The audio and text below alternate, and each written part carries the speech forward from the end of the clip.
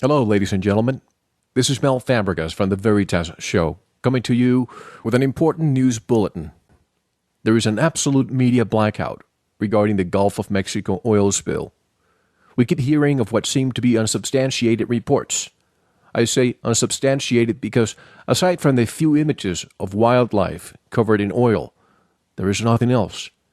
However, my stand literally changed a few minutes ago when I spoke to documentary filmmaker James Fox, who is at the closest point of this disaster. He's in Grand Isle, Louisiana, and the situation on the ground is most dire. Please know that I am in no way trying to spread any fear. I am simply reporting what you are not being told by the mainstream media. Why?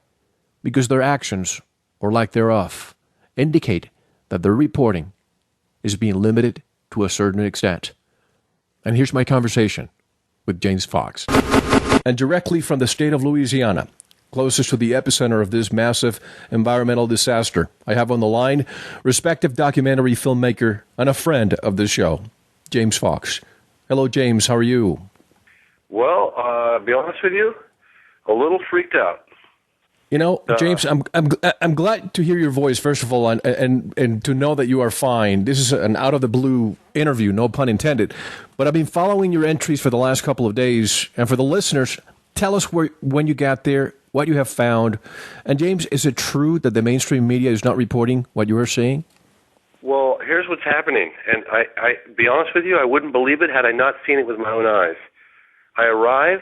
First of all, I spent a couple of days in New Orleans, kind of, acclimating myself, and with a partner, a friend of mine, Jet, and we went around, did some interviews, man on the street, and it's kind of like life as usual, and the festivities and Bourbon Street, and everything else. And then we went out and we started to do some interviews talking about the oil spill, and there's this underlying sentiment, anger, frustration that came out, pouring out. I mean, people are so upset by their very way of life is being threatened right now, and the way the whole issue is being dealt with. So we do some preliminary investigation. We find, one of the places to go, obviously, is Grand Isle. So we drive out to Grand Isle today, and, it's kind of, the air is so thick out here, you could cut it with a knife. The humidity and everything, and we're dealing with camera lenses fogging up and the windscreen and everything else, and we get out to, that's the tip of, we're like, 10 miles, maybe 5 to 10 miles from the epicenter at this point, and it's like bustling with activity. Helicopters were like, Chevron, a whole fleet of Chevron helicopters, and just workers everywhere, and people with badges. And I stop at this corner store, and it was just this feeling like this operation that was going on, and I just felt something very, very intense was happening. I get out of the car, my friend stays in the car, I go into the corner market, and I'm just being watched. Like, I can't tell you the feeling. I haven't had this investigating some of the most incredible UFO cases, like, for instance, Stephenville. I felt a little watched. I felt really uncomfortable. Get out of the car, I'm just being eyeballed. There's all these workers, they've got these, passes, credentials or passes on. I don't know if it's part of the cleanup crew or what. Go into the store, and I'm being looked at, and I try to acknowledge these people by hello, and they just turn and look at their feet. They don't want to. They're watching me, but they're not interacting with me at all. So I sit down at the counter and I order like a soda pop. I'm talking to this couple of 15-year-old boys next to me, and the father of this boy apparently is working as part of the cleanup. He was a fisherman, but he no longer has his job, so he's part of the cleanup crew. Sure. And I'm starting to get this guy warmed up a little bit, real casual, and I start talking to this kid, and he says, nobody's talking to anybody out here right now. And where are you from? And I kind of tell him, I'm a concerned citizen. I'm in here. And he says, my dad's out of the cleanup crew, and there's a whole lot more to this story than what the media is reporting on right now. I'll tell you that much. Start talking, listen to a little bit more. It turns out, basically what's happening is there's a complete media blackout. They are arresting people with cameras. They will even arrest, I was told, off camera, that if they're caught talking to a reporter, they are going to go to jail. Wait a second, James. So this is true? What's circulating out there? Absolutely true. Absolutely true. Yes. absolutely true. I'm here. I'm sorry, I'm told to keep my voice down in my hotel room. But it Sure. was absolutely true. I swear to you, I wouldn't have believed it had I been there myself. And they say, you call this a free country right here in the United States of America, and there's no freedom of press, there's no freedom of speech.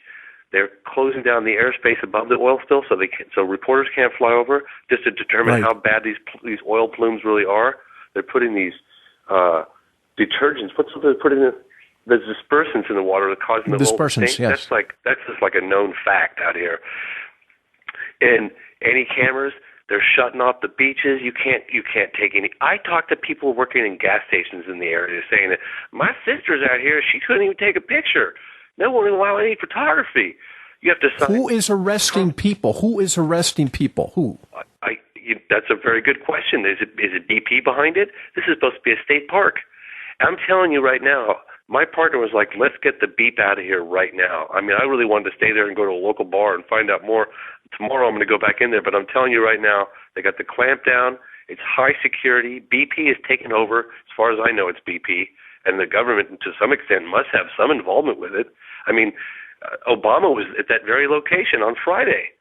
There was no mention of all this secrecy. Somebody sent me a video tonight of people who are supposedly witnessing Humvees and black vehicles with red lettering that say disaster relief and troops in full gear. Have you seen any of that? I have not, but that wouldn't surprise me at all. I tell you, it was getting really dark. I saw police. We saw police on a number of occasions pulling cars over. They said they were arresting people with cameras. You can't even get access to the Grand Isle, which we were about 5 or 10 miles away from. There's all this activity going on, like it's bustling with activity, and there's this underlying feeling of like secrecy and almost like, I'll be honest with you, I hate to be kind of like this is a huge disaster that the extent of this is so much further than what we're being told. I'm telling you, man, I was out there today, just a few hours ago, and I'd never seen anything like it. And I wouldn't believe what I'm saying had I not through my eyes. I'm going to investigate it. I'm going to go out there further tomorrow morning and ask a little further, but people are reluctant to talk. I mean, I'm telling you, I got some gasoline on the way out of town, and I talked to the woman behind the counter. She said, well, that's really funny. My sisters, they grew up in this area. My sister couldn't even take a picture.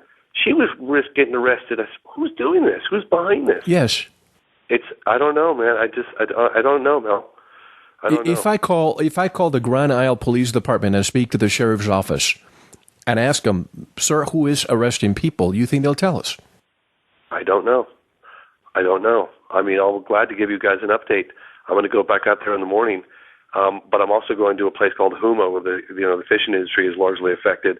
But there is a huge operation. It looks to me as though the oil companies have taken over and they're running things and they're calling the shots. That's what it looks like to me. James, you are a respected documentary filmmaker. You have connections with the mainstream media. Have you been able to approach the mainstream media with what you're finding? I approached them today. I called CNN and I said, got to call me. I got to talk to you guys. And she said, I can't call you right now. I'll call you later. And I'm waiting to get a call from her. But to be honest with you, right now, whether or not I can get someone to come forward, even if they're in disguise, these people are like petrified. Seriously, I've never seen anything quite like it. You investigate UFO stories like Stephenville, Texas, and you have people reluctantly talking about it, but these people don't even want to. They didn't even want to talk to me about it. They just look down at their feet when I try to interact with them in any way. And I stand out. Anyone from outside that region would stand out, but everyone's highly suspicious, and you're very aware that you're being watched. I can't explain it. I'm trying to articulate what it felt like. It was like I felt like I was being watched everywhere I went. I was being looked at, and as soon as I would turn around, people would look down at their shoes. But they were looking at me, and they were monitoring what I was doing, and it freaked me out. They hit this. My friend doesn't even want to go. My partner, who's here with me right now, she doesn't want to go back. I'm going to go back tomorrow with or without her, but I don't know what else to say. It's like a complete media blackout. It almost feels as if you're in a town that's under siege, and everybody's just getting ready for martial law to be declared. Exactly what it felt like. It's this. I've never felt anything like it. As a matter of fact, I'm having a hard time articulating what it felt like. I hope your listeners are hearing what I'm saying.